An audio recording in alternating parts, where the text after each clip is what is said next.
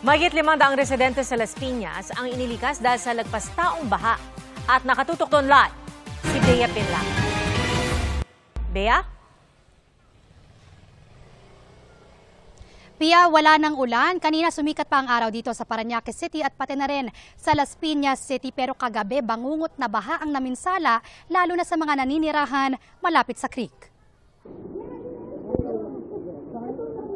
Hindi pinatulog ng rumaragasang baha ang maraming taga-barangay Talon 3, Las Piñas kagabi. Lumusong ang mga rescuer para ilikas ang halos 200 pamilya o mahigit 500 tao. Ang bahay ng person with disability na si Edita, katabi lang ng creek. Kaya matapos ang malakas na ulan kagabi, nalubog sila sa lagpas taong baha. Pero lagi po itong... Kasi itong magbabaha po dito. Wala po kami mapunta. Kaya... tiis lang, wala naman po kami mapupuntang ibang lugar eh. Tsaka sanay na po kami. Sa taas ng baha, ang second floor nila bumagsak. Wala na po kami mapuntahan.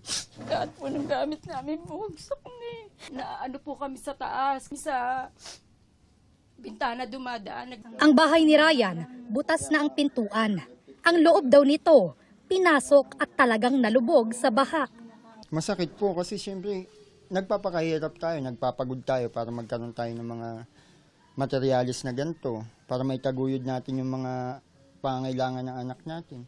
Tapos sa isang iglap, isang gabi lang, wala na kagad lahat.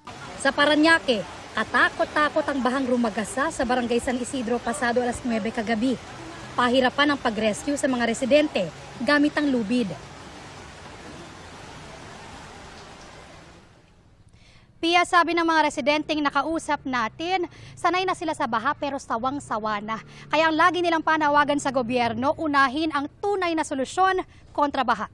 Yan ang latest mula rito sa Parañaque City. Balik sa iyo, Pia. Ingat kayo at maraming salamat, Bea Pinla.